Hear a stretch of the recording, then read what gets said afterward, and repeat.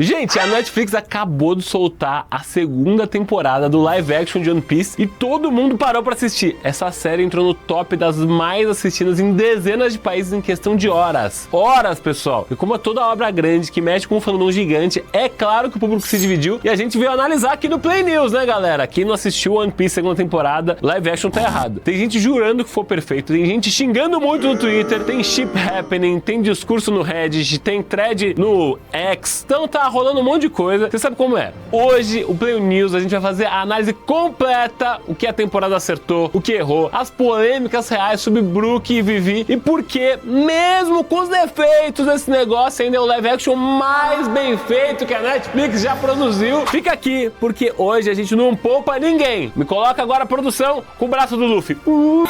Roda a vinheta, produção!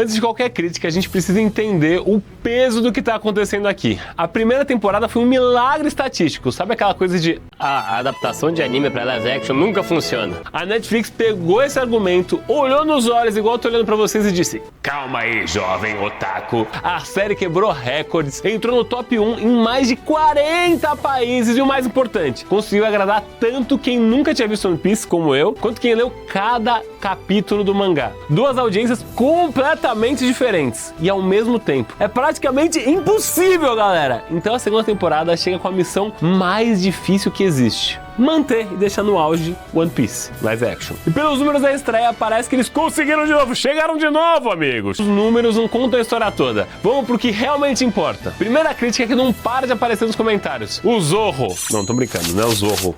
É o Zoro. Olha, McNeil é um ator incrível e fisicamente ele é perfeito pro papel. Mas muita gente sentiu que o personagem tá sério demais nessa temporada. Quase o tempo inteiro com aquela postura de guerreiro que não sorri nem quando vence. E eu entendo de onde vem essa crítica. Porque no anime e no mangá, o Zoro tem momentos muito divertidos, ele é muito durão, mas tem aquela expressividade exagerada, ele é meio atrapalhado ali, e tem aquelas reações de personagem que se acha o máximo, mas ele acaba se perdendo sempre. Isso acaba criando um contraste muito interessante e cômico, que é parte do charme do personagem. No live action, essa camada sumiu e não chega a estragar o personagem, mas é uma perda de carisma que os fãs mais antigos sentiram muito quando eles assistiram live action. O que você achou? Conta pra mim, é @PlayTV, é @LeoZalcon e @Gabriel Viega. É isso aí, segue o Gabriel também. Gabriel da Prods. Agora pro lado bom, e o elenco continua sendo um dos maiores acertos da produção. E o Brasil tem um privilégio que muita gente no mundo não tem: a dublagem, galera. Sim, a dublagem. E agora quem poderá nos defender? Eu dei rabo de arraia, pescotapa, meia lua de compasso, queixada e não deu jeito nesse treco. E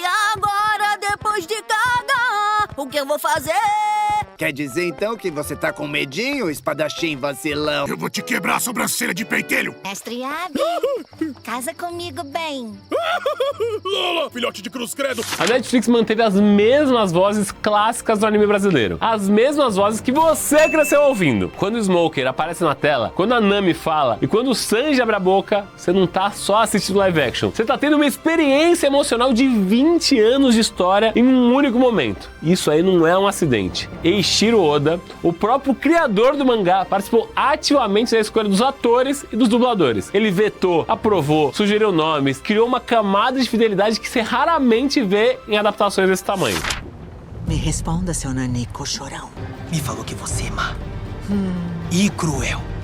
E é burra que nem uma marmota. Saco vazio não para em pé. Pode tentar me prender, mas vou matar o vacilão do seu filho primeiro. Quê? Marinheiro é tudo trouxa. Você já ouviu o ditado, não existe almoço grátis? Tá na hora do rango?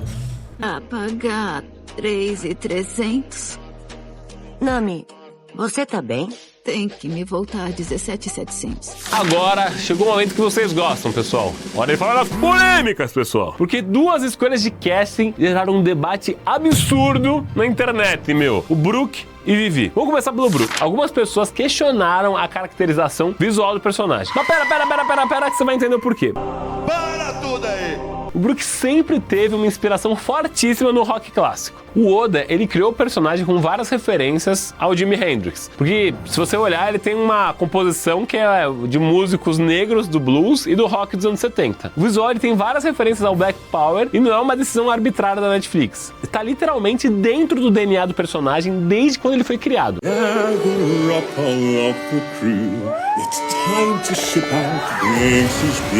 Sing a song and play along, go roll the oceans wide.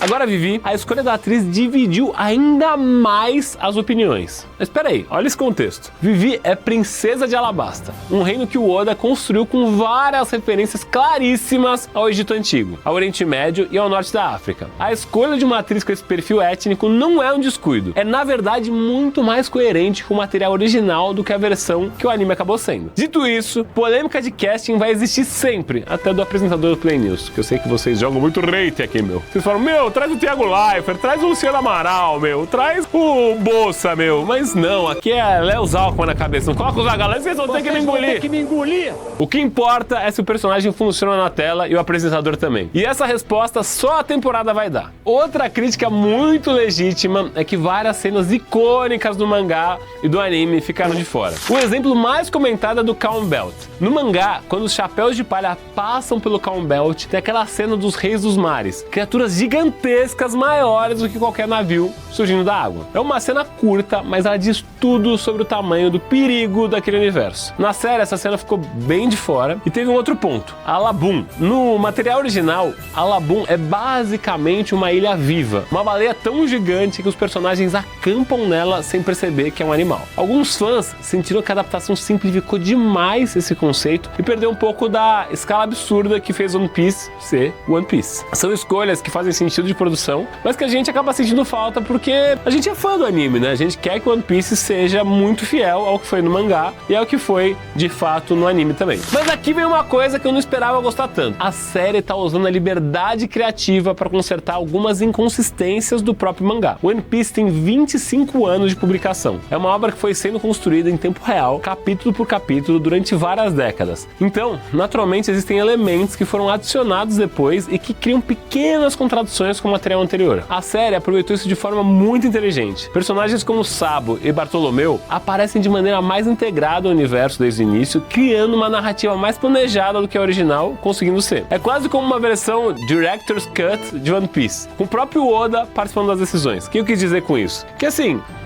algumas coisas foram cortadas e outras adicionadas para deixar o live action muito mais interessante e a gente curtir quando a gente está assistindo na tela. Agora, vou falar que tem cenas, especialmente envolvendo a Vivi e o Mr. Nine, que um dos personagens claramente não percebem algumas coisas meio óbvias que estão acontecendo bem na frente deles. Esse tipo de coisa funciona no anime porque a linguagem do anime tem uma tolerância diferente para convenções de roteiro, mas no live action, com atores reais e vários cenários realistas, eu senti um pouco de artificialidade. Eu não sei se vocês que assistiram sentiram isso também. Porque quebra muito a tensão numa hora em que você precisava estar com aquele coração, tipo, a milhão, assim. Não é uma coisa tão grave, mas você percebe quando você tá assistindo. Mas galera, agora vamos para as melhores partes, as cenas de ação. A luta do Zoro contra os agentes da Baroque Works é provavelmente a melhor sequência de ação da série inteira. No mangá, ele enfrenta 100 inimigos e a produção decidiu fazer exatamente isso. Sem truque, sem câmera enganando, com dezenas de atores reais em cena ao mesmo tempo. A sequência veio coreografada quase como uma peça de teatro, com câmera acompanhando em tempo real e movimento de forma muito fluida. E os locais como Whiskey Peak ficaram visualmente impressionantes. Quando a série decide gastar dinheiro de verdade, o resultado aparece na tela de um jeito que você não questiona. Você fica, caraca, irmão, o que é isso? Você não fica colado ali assistindo sem parar. Mas você sabe, né, galera? É tela aqui da Netflix de um lado